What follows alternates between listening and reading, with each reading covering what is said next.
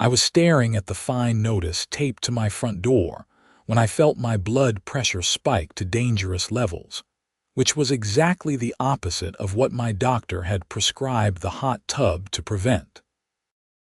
The yellow paper flapped in the cold February wind blowing across my backyard in Boise, Idaho, and I could barely process what I was reading. $500 for excessive steam production, creating a visual nuisance and potential property damage to neighboring units. I ripped the notice off the door and stormed inside, my hands shaking not from the cold but from pure frustration. My name is Xavier Thornton, and I had moved into the Sunset Ridge community exactly 8 months ago after my divorce finalized. The place seemed perfect when I first toured it. A modest 3-bedroom house with a decent backyard, close to my job as an insurance adjuster, and far enough from my ex-wife that I wouldn't risk awkward grocery store encounters. I had gone through hell during the divorce, not just emotionally, but physically. The stress had manifested in chronic muscle tension, debilitating back pain, and hypertension that my doctor, Dr. Rebecca Winters, said would kill me if I didn't find better ways to manage it. That's when she prescribed hydrotherapy. Not suggested, not recommended, but actually wrote out a medical prescription for regular hot tub sessions. She explained that the combination of heat and water pressure would help relax my muscles, improve circulation, and give me a dedicated time to decompress from the stress that was literally killing me. She even specified the temperature, duration, and frequency. It wasn't a luxury. It was medical treatment.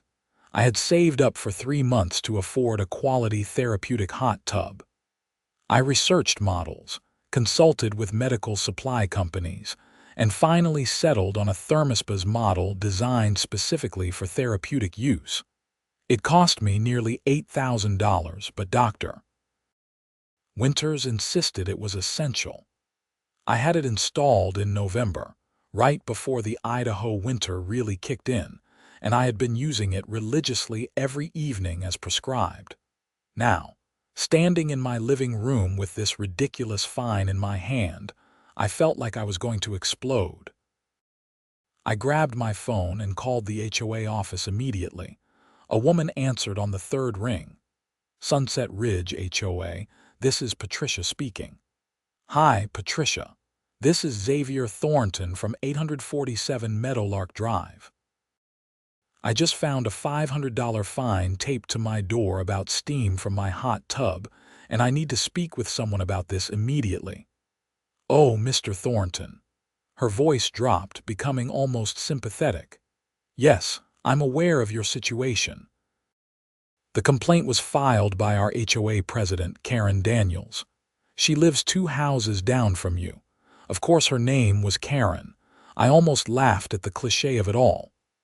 Well, Patricia, I need to speak with Karen then, because this fine is absolutely ridiculous. The hot tub is medically prescribed by my doctor. I have documentation. I understand, Mr. Thornton, but the fine has already been issued. You'll need to either pay it or file an appeal. Karen is very particular about the community guidelines.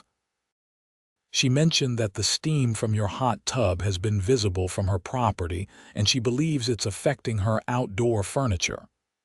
It's steam from water that evaporates into thin air. How is that affecting her furniture? Patricia sighed. I'm just the office administrator, Mr. Thornton. If you want to appeal, you'll need to attend the next HOA board meeting.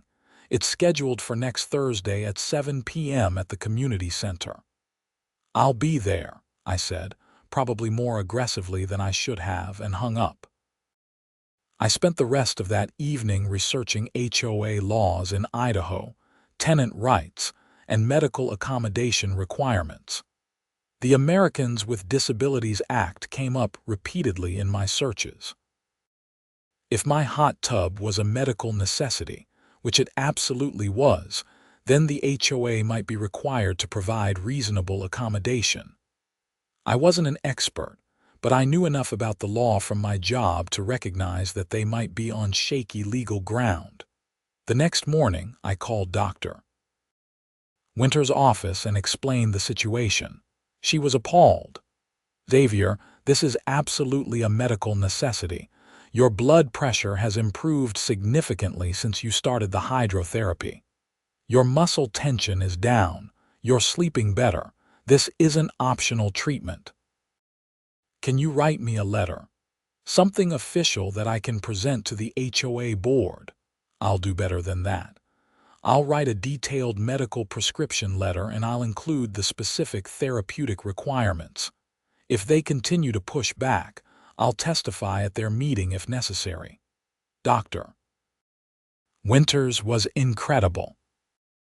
By that afternoon, I had a 3-page letter on official medical letterhead explaining my condition, the prescribed treatment, the specific requirements of the treatment including temperature and duration, and a clear statement that the hot tub was not a luxury, but a medical device necessary for my health and well-being.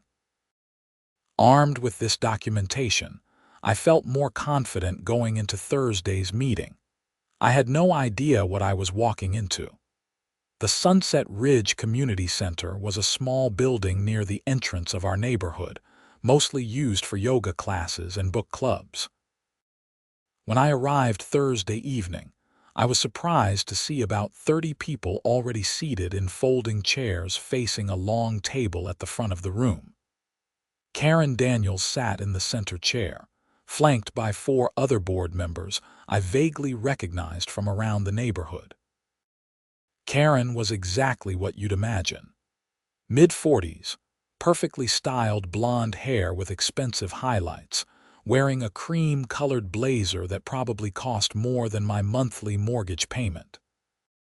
She had the kind of smile that never reached her eyes, the smile of someone who enjoyed wielding petty power over others. "Welcome, everyone," Karen said, calling the meeting to order with a small gavel that seemed ridiculous in her manicured hand. "We have several items on tonight's agenda, but first, I want to address a growing concern in our community regarding property maintenance and community standards." She went on for 10 minutes about the importance of maintaining property values, about how every homeowner had a responsibility to their neighbors, about how small infractions could lead to larger problems. I knew she was talking about me even though she hadn't said my name yet. "Now," she continued, "we have an appeal tonight from Mr. Xavier Thornton regarding a fine issued for excessive steam production. Mr. Thornton, would you like to address the board?" I stood up, clutching Dr. Winter's letter and my own notes. About 20 pairs of eyes turned to look at me. "Yes, thank you. I received a $500 fine for steam rising from my hot tub. What the fine doesn't mention is that the hot tub isn't recreational. It's a medical device prescribed by my physician for a serious health condition." I held up the letter. "I have documentation from Dr. Rebecca Winters, a licensed physician in Boise, explaining that I require daily hydrotherapy for chronic muscle tension, back pain, and hypertension. The hot tub is as much a medical device for me as a wheelchair would be for someone with mobility issues." Karen's smile tightened. "Mr. Thornton, we're sympathetic to your medical needs, but the HOA covenants are very clear. Section 7, Paragraph 3 states that no homeowner shall create excessive smoke, steam, dust, or other airborne particles that may constitute a nuisance to neighboring properties." "Steam from a hot tub isn't a nuisance," I said, trying to keep my voice level. "It's water vapor. It dissipates into the air. It doesn't damage property, it doesn't smell, it doesn't create any lasting impact whatsoever." "That's your opinion, Mr. Thornton. I have photographs here showing that the steam from your property is clearly visible from my dining room window. It's unsightly and it's affecting my enjoyment of my property." She actually had photographs. Karen stood up and began passing around printed pictures showing wispy steam rising from my backyard in the early evening. They looked like ghost photos, deliberately taken to make the steam look as dramatic as possible.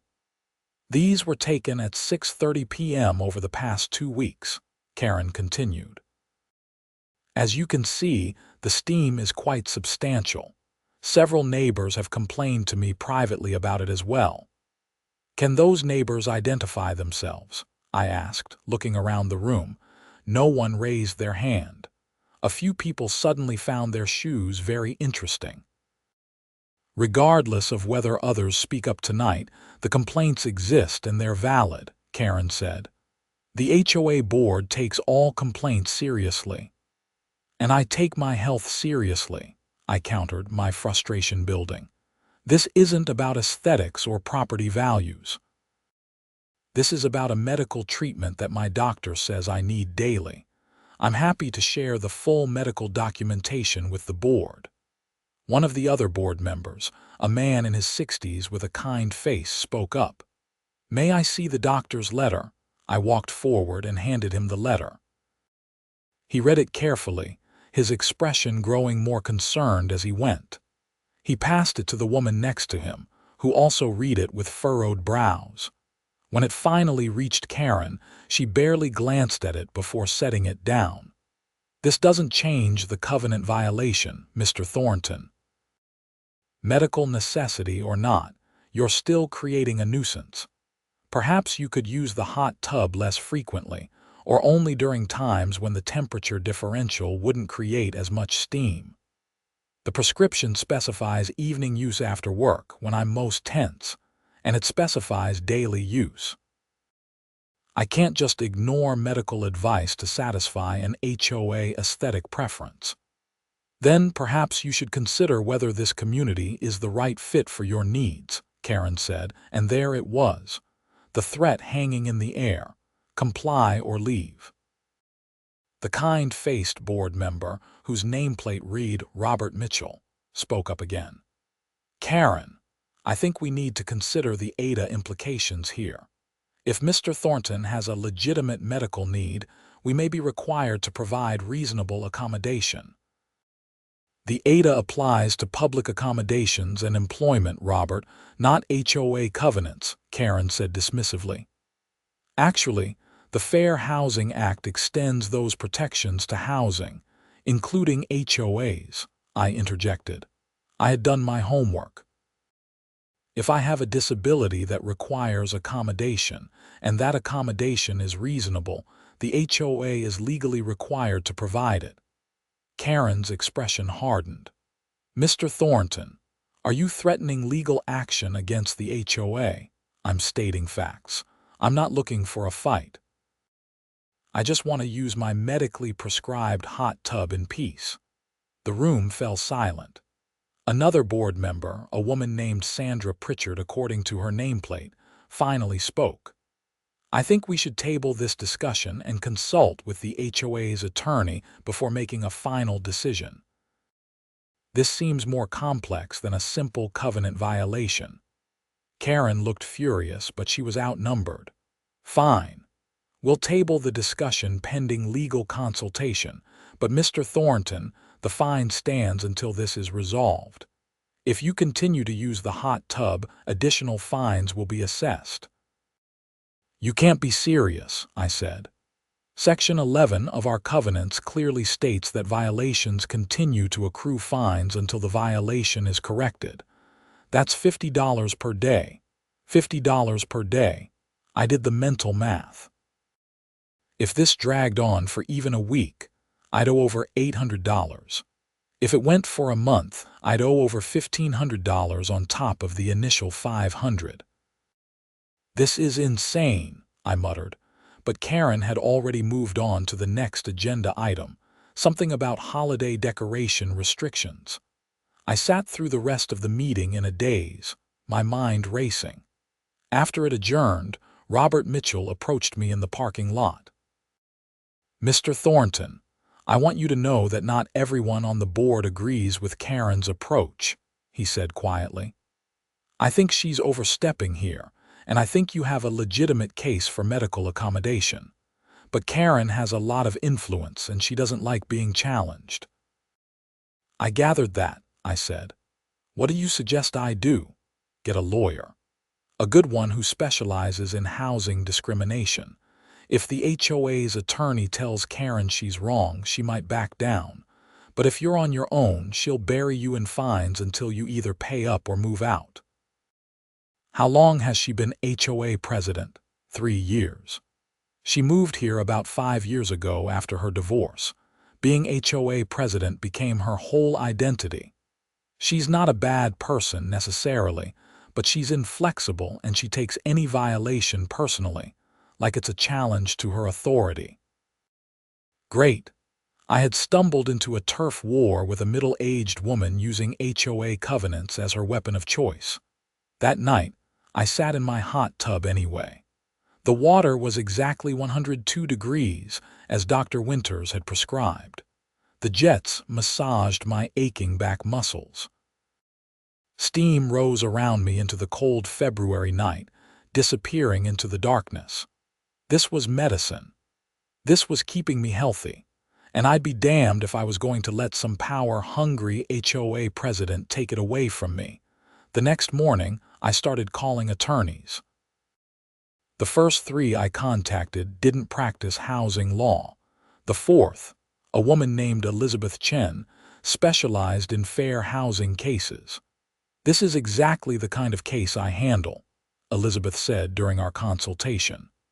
"The Fair Housing Act absolutely protects people who need medical accommodations. The HOA is on very shaky legal ground here. So what are my options?" We send them a formal demand letter citing the FHA and requesting immediate accommodation. We include all your medical documentation. We give them 10 days to respond. If they don't accommodate you, we file a complaint with HUD and potentially file a civil suit for housing discrimination.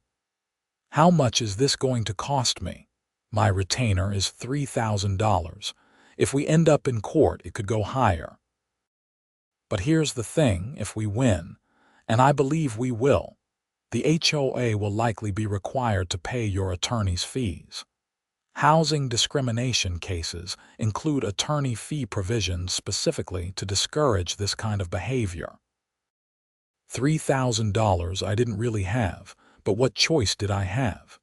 If I kept racking up $50 daily fines, I'd be out $3,000 in 2 months anyway. I hired Elizabeth Chen on the spot. Within 2 days, she had drafted and sent a comprehensive demand letter to the Sunset Ridge HOA. It was beautiful in its thoroughness. She cited specific provisions of the Fair Housing Act, included Dr.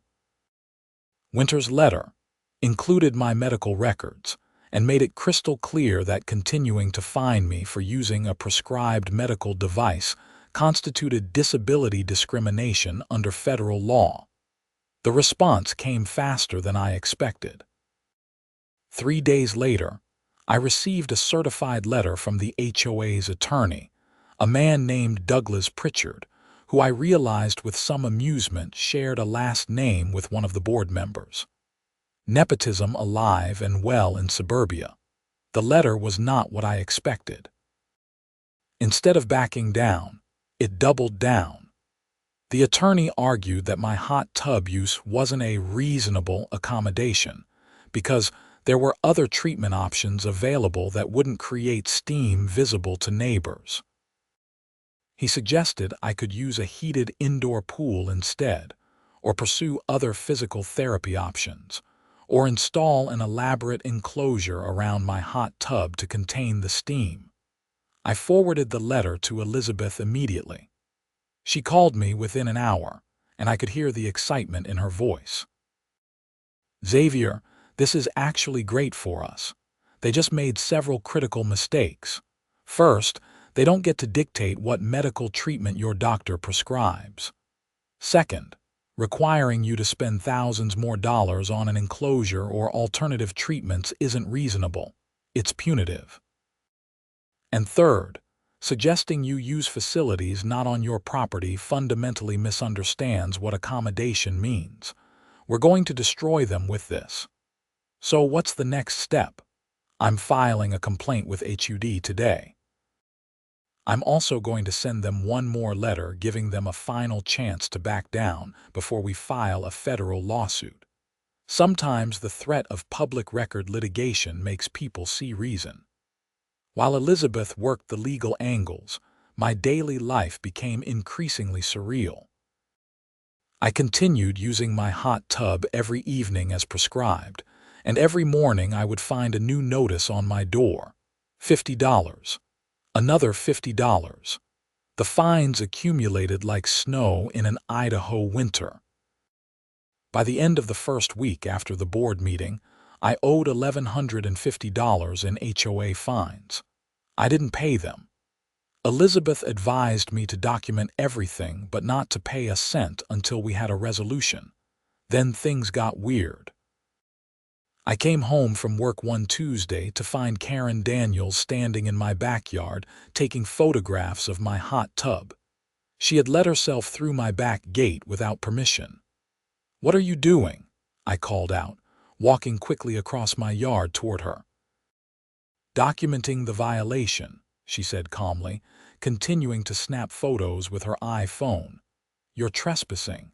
This is my private property." HOA covenants give board members the right to inspect properties for covenant violations. Not without notice and not without permission. "Get out of my yard now, or I'm calling the police." Karen lowered her phone and looked at me with that tight smile. "Mr. Thornton, I'm trying to help you understand the seriousness of this situation. You've accumulated over $1,000 in fines. If you don't pay within 30 days of the initial fine, the HOA has the right to place a lien on your property." A lien. She was threatening to place a lien on my house over steam from a medical device. "You need to leave, now." "I'm going." "But you should know that several neighbors have now filed formal complaints about the steam. This isn't just me being unreasonable. The community is concerned." After she left, I called Elizabeth immediately and told her what happened. I also called the Boise Police Department non-emergency line and filed a trespassing report. The officer who took my statement was sympathetic, but explained that, unless I wanted to press charges, which would be difficult to make stick since Karen would argue the HOA inspection clause, there wasn't much they could do beyond documenting the incident. "Document everything," the officer advised. "Take photos, keep records of every interaction. If this escalates, you'll want that paper trail." That night, I installed a security camera covering my backyard. If Karen wanted to play games, I'd be ready. The HUD complaint moved forward. Elizabeth explained that these cases could take months to fully resolve, but HUD would investigate and could potentially issue findings that would pressure the HOA to back down. In the meantime, the stress was killing me. Ironically, the whole situation was creating exactly the kind of tension and elevated blood pressure that the hot tub was supposed to prevent. Dr. Winters noticed it during a follow-up appointment. "Your blood pressure is up again," she said, frowning at the readings. "What's going on?" I explained the entire HOA situation. She was furious. "This is medical malpractice by proxy," she said. "They're interfering with your treatment.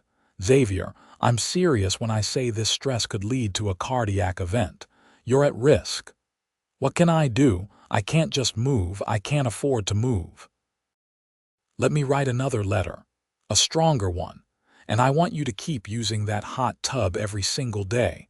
Don't let them intimidate you out of following your treatment plan." She wrote a letter that afternoon that pulled no punches. She explicitly stated that discontinuing the hydrotherapy treatment due to HOA pressure would likely result in serious medical consequences, including potential heart attack or stroke. She stated that she would be willing to provide expert testimony in any legal proceeding. and she made it clear that any attempt to prevent me from using the prescribed treatment was, in her medical opinion, unconscionable. I sent copies to the HOA board, to their attorney, and to Elizabeth to include in our growing case file. The response was silence.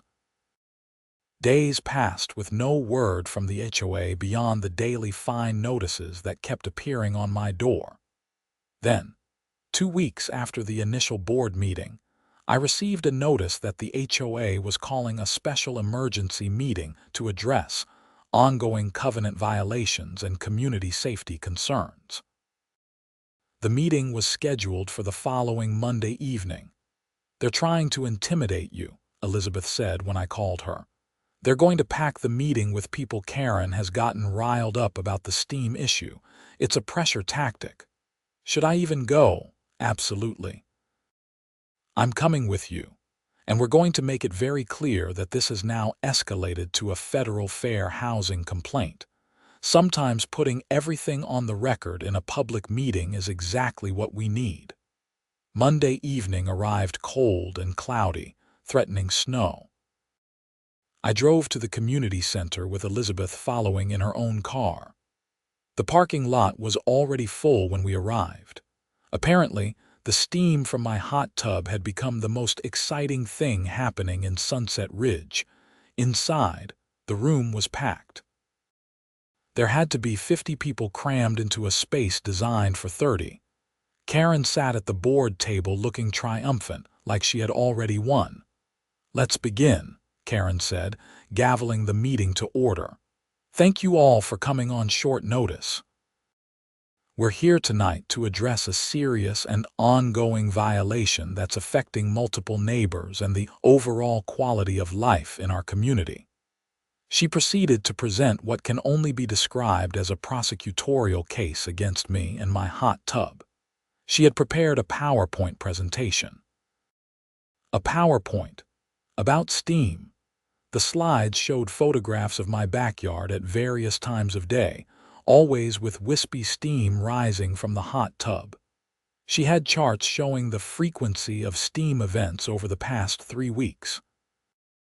She had written statements from 3 neighbors complaining about the visual impact of the steam. She had even included screenshots from property value websites suggesting that nuisance factors could decrease home values in the neighborhood. It was absurd and terrifying at the same time. She had put hours of work into building a case against steam. When she finished her presentation, she opened the floor for comments. Several people raised their hands. A woman I didn't recognize stood up. "I live 4 houses down from Mr. Thornton, and I can see the steam from my kitchen window. It's disturbing.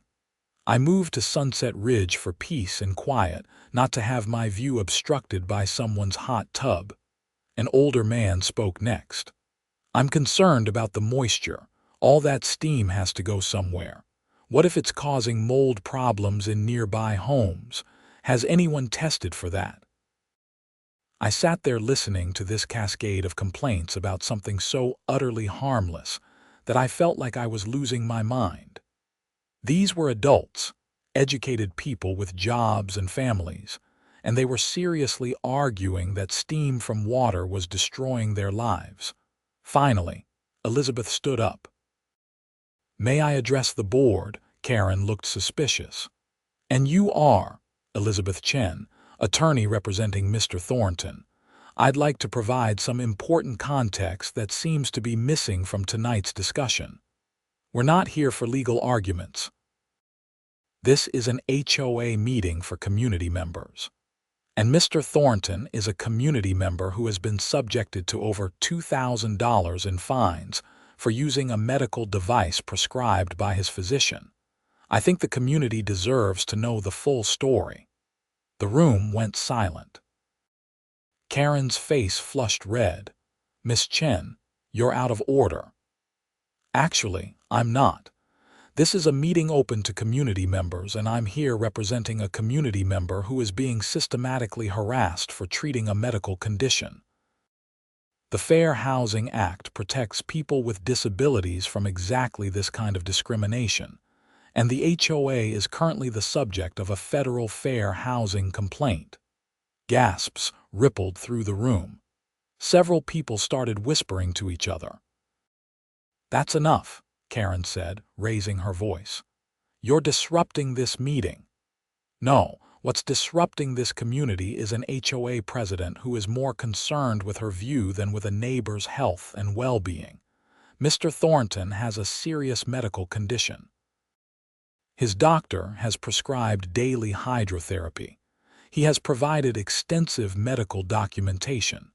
And instead of providing the reasonable accommodation required by federal law, this HOA has chosen to fine him thousands of dollars for producing water vapor."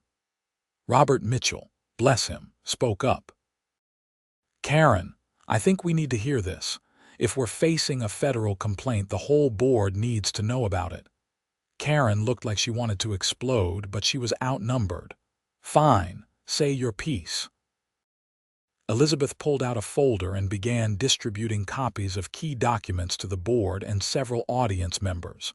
Dr. Winter's letters, the HUD complaint, a summary of relevant fair housing law.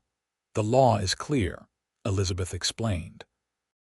"Housing providers, including HOAs, must provide reasonable accommodations for people with disabilities.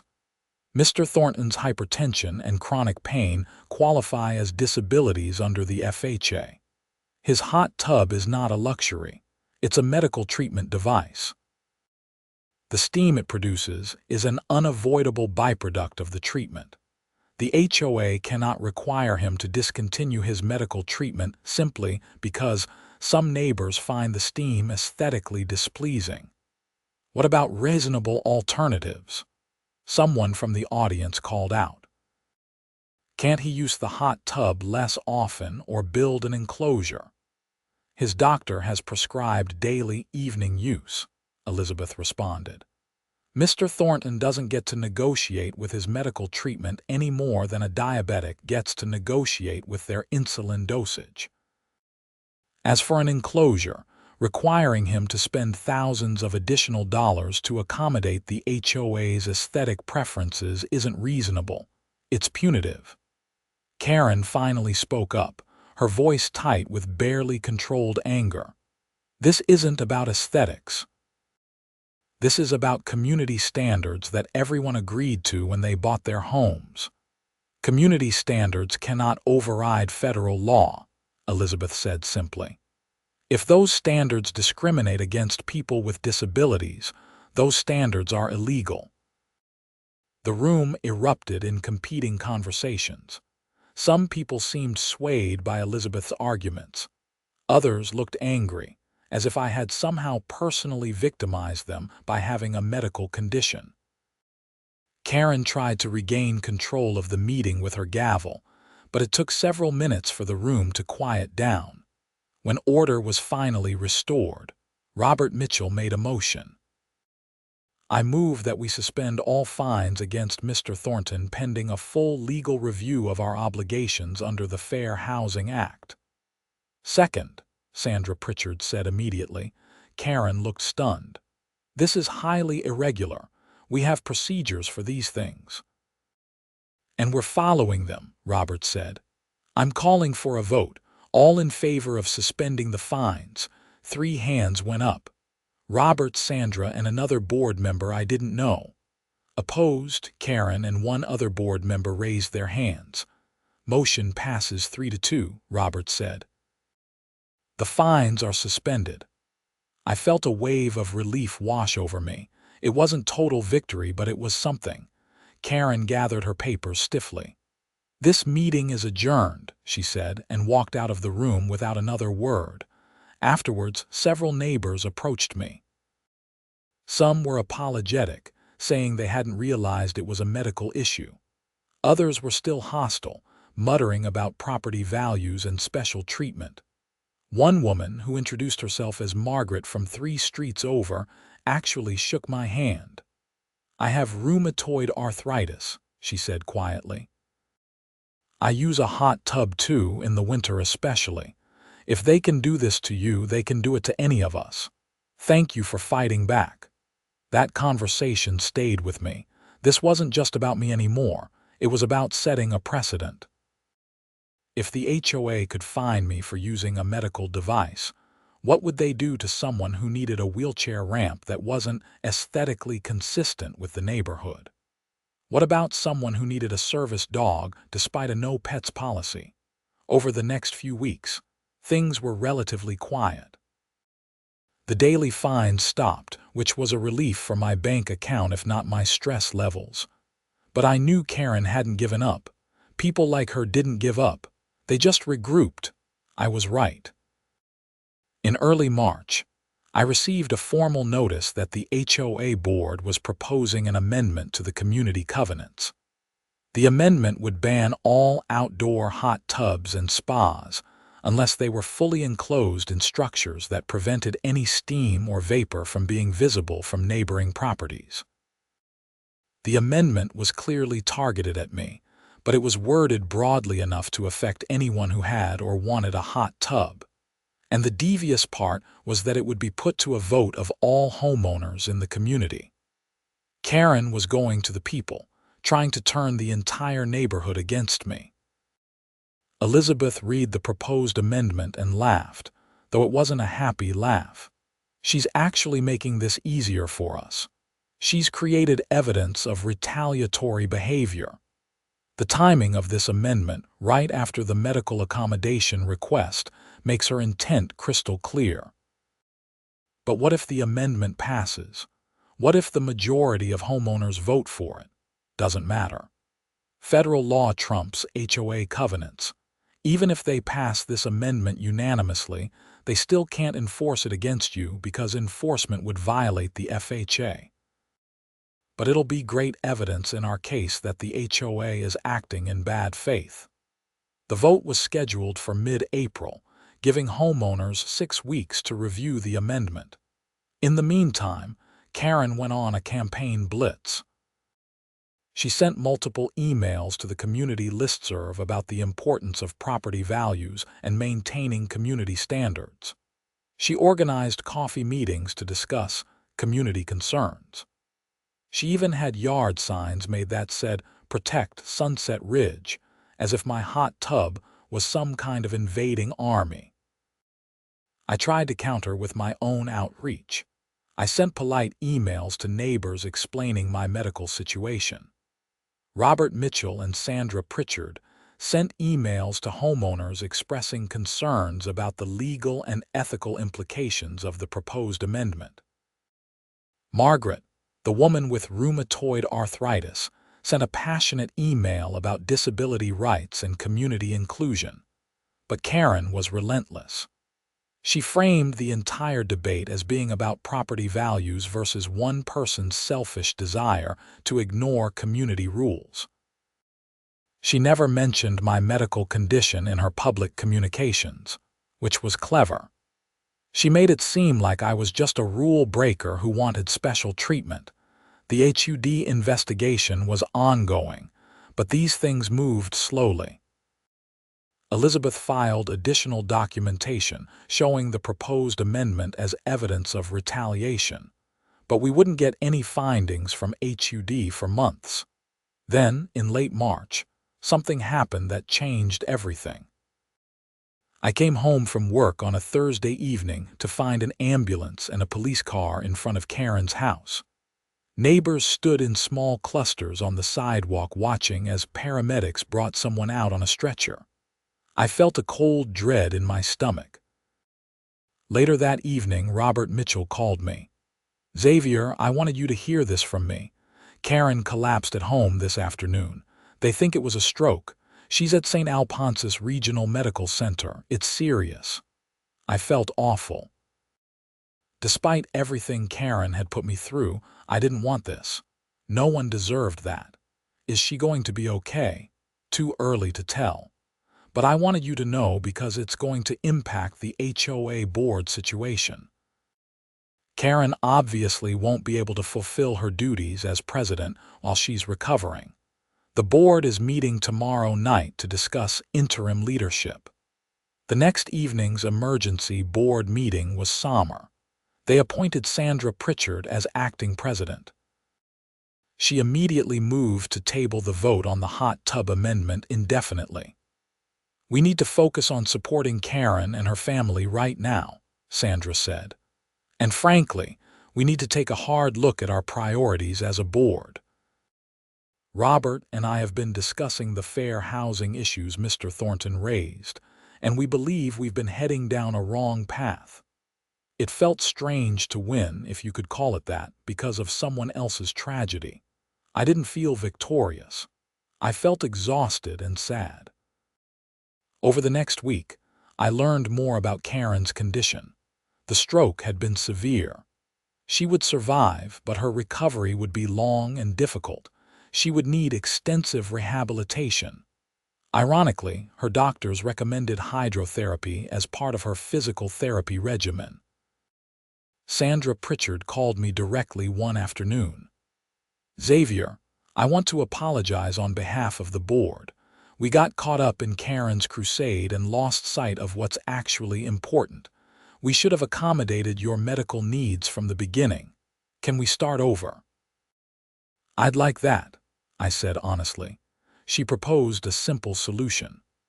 The HOA would formally withdraw all fines against me and issue a written accommodation acknowledging my right to use the hot tub as prescribed by my doctor.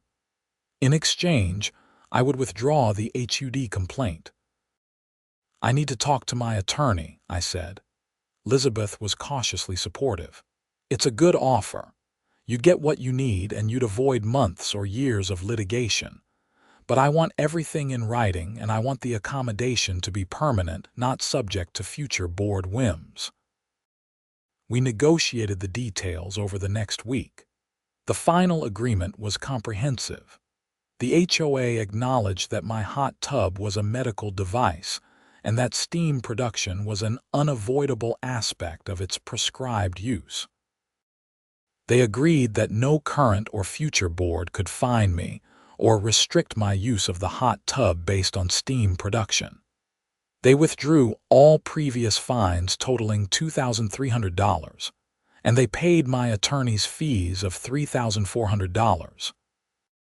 In return, I agreed to withdraw the HUD complaint and to install some landscaping around the hot tub to provide a minor visual buffer.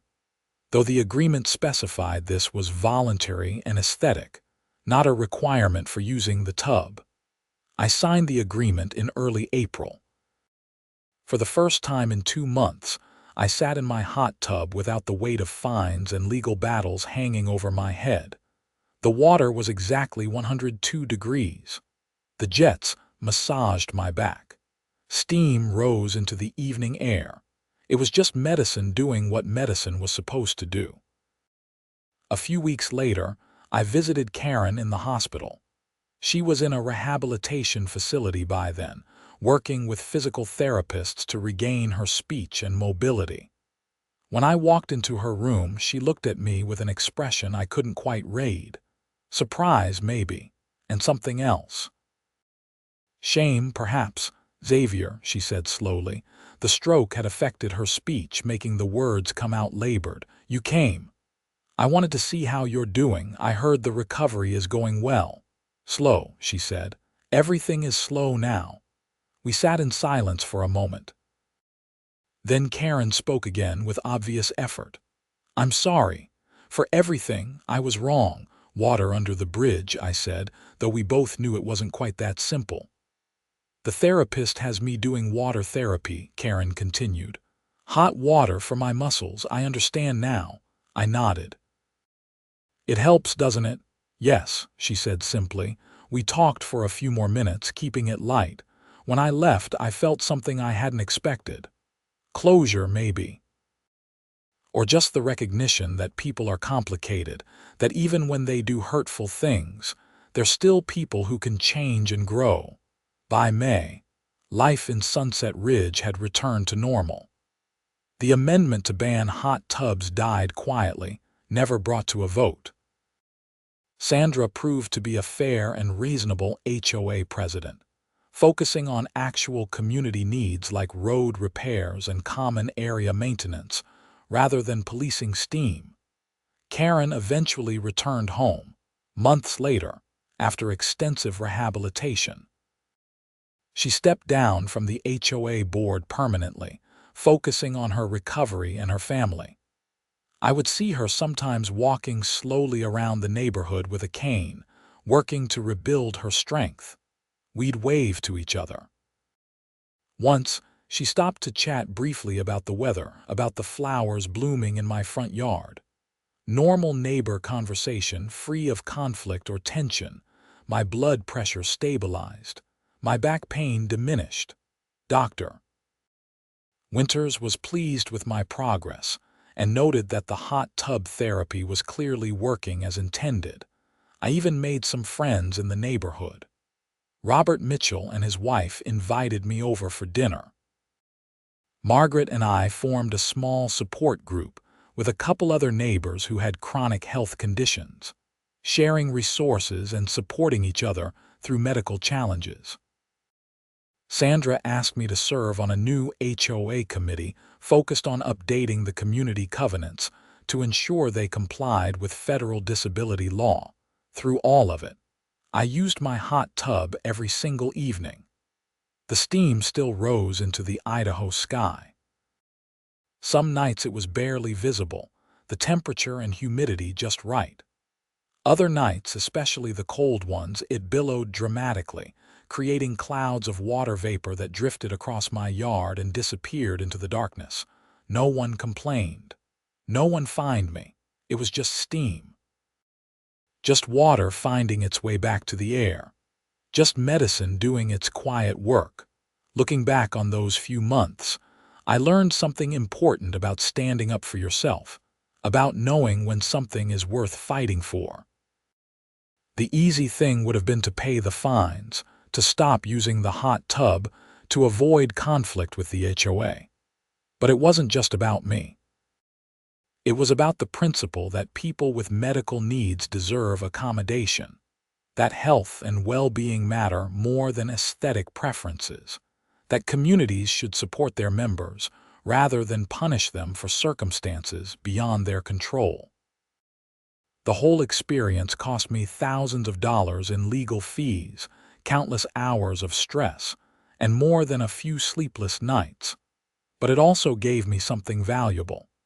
It taught me that federal law exists to protect people in exactly these situations. It connected me with neighbors who became real friends. And it changed, in a small way, how our HOA approached its responsibilities to all homeowners, not just the ones who conformed perfectly to someone's vision of suburban uniformity. I still live in Sunset Ridge. My hot tub still sits in my backyard, gurgling away every evening at 102 degrees. Steam still rises from it into the night air, visible to anyone who cares to look. But now it's just part of the neighborhood landscape, as unremarkable as porch lights or barking dogs or the smell of someone grilling dinner on a summer evening. The medical prescription that started this entire saga still sits in my file drawer. I take it out sometimes and reread it. Temperature between 100 and 104 degrees Fahrenheit. Duration of 20 to 30 minutes. Frequency of daily use, preferably in the evening. For treatment of hypertension, chronic muscle tension, and stress-related disorders.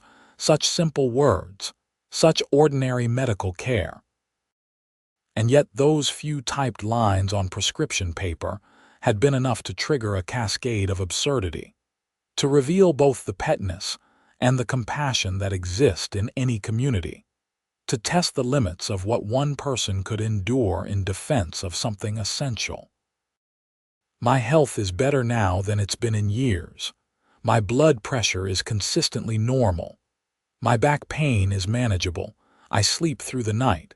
These improvements are partly due to the hot tub, but they're also due to something else. The stress of the divorce that first prompted my health crisis has faded.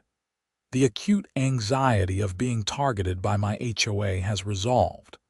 I've built a life here that feels stable and good. Sometimes, on particularly cold winter evenings, when the steam from my hot tub is especially dramatic, I think about those photographs Karen took, her PowerPoint presentation, the carefully documented steam events she tracked like a prosecutor building a case. It all seems so absurd now, so wildly disproportionate to the actual situation. But I also try to remember that Karen was going through her own struggles, even if I didn't know the details at the time. Her identity had become wrapped up in being HOA president, in maintaining control, in enforcing rules that gave her a sense of order and authority. When I challenged that authority, she perceived it as a personal attack rather than a simple request for accommodation. Her stroke was a tragedy that happened to coincide with our conflict, but the stress she put herself under, the anger she carried, the relentless focus on minor violations, those were all choices that likely contributed to her health crisis. In a strange way, we were more similar than different. Both of us dealing with stress through external fixes. Me through prescribed hydrotherapy, her through rigid control of community standards. Both of us learning the hard way that health matters more than pride. The legal documents from our settlement are filed away in my home office.